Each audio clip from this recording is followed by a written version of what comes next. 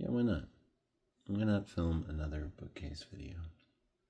This will be the last part of this fiction case, so we can switch gears a little.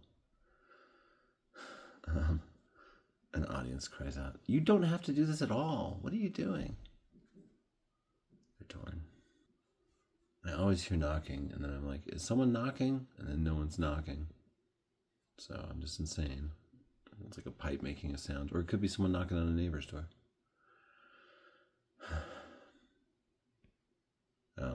Let's check these out. How about that? A stack of books. Here we have The Complete Sherlock Holmes by Arthur Conan Doyle. I'm reading a paperback of Sherlock Holmes stories with a few classes, different stories with different classes, but I'll have knocked out another book on the paperback case by the time we cover them all. Haha. 2 for 1. Working a job and reading a book I want to read. This was my dad's adopted mom's. Back in old LA. Yeah. My dad's parents burned to death in a car fire when he was like 2 years old. And I think I've mentioned this before, but so he and his siblings were parceled out to family members and had various fates. His older sister was like enslaved and kept as a laborer, like in a house, and not allowed to leave until she was an adult, and was really messed up by it. His other sister had other problems and was murdered. His brother, his half-brother, became a multimillionaire and owner of the HealthRider Corporation, and then got dementia, and then died. And now my dad has dementia. All those 4 little kids sitting on the step, they all had kind of sad fates. There's this famous LA Times photo, well, famous to my family, just like the river is famous to the fish in that Naomi Shihab Nye poem. It's just a famous photo of all the kids sitting on a stoop right after finding out that their parents had died in this horrible fire. Yeah, check it out. This is in my Uncle Gary's self-published memoir that he wrote. It's a really cool idea. He and my Aunt Helen wrote a dual memoir of both their lives, intertwining chapters. It's called Side by Side. And like, that's so creative. He really was an interesting guy. My dad is a little kid there, and with the arm around him. And my Aunt Shirley and Aunt Elaine, and then Uncle Gary's the other guy. There were different dads. My grandma was like kind of a flapper, a Jack Mormon flapper. And Gary's dad was maybe a Boulder Dam builder, people thought, for a long time, but we weren't sure. And a recent DNA test, I think, disproved that. But I'm like, now I have to go back and change that in all my essays. This is a heartbreaking story. It's really sad.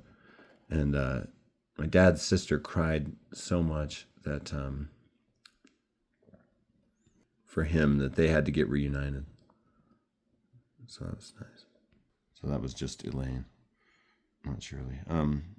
Yeah, I remember reading this as a kid. This book to me is a relic of like intergenerational reading, where just everyone in the house read the same stuff. You know, Harry Potter was maybe a triumph for getting more kids to read overall, but it did something to like the larger book sphere. Like, I don't know, it really changed things with like YA reading becoming this big adult genre. And like, I get it. If a story is good, it stays good when you're older than 18 or whatever, you know, but it's interesting what's happened. But I'm reading these Sherlock Holmes stories now in this class, not this whole book, but and there's actually like beautiful pieces of writing. He is very good at describing. Like, he's got this one part where he describes the worn grooves down the middle of a stone staircase, and I'm like, that's just like really pretty, attentive prose. I love that. And he's extra with it. I love it. He like describes the 2 globes of light coming from these lanterns and trailing and creating long tunnels on either side of a carriage. And I'm just like, you didn't have to do that, man. You could have just told us our little detective story and you know, do a little fun little investigation.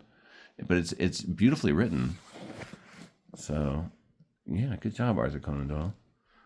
Apparently he was a little ragged with some of the details. Like, he'd get dates wrong. He'd say like Monday, this date, and that wouldn't have been a Monday. It would have been a Wednesday or something.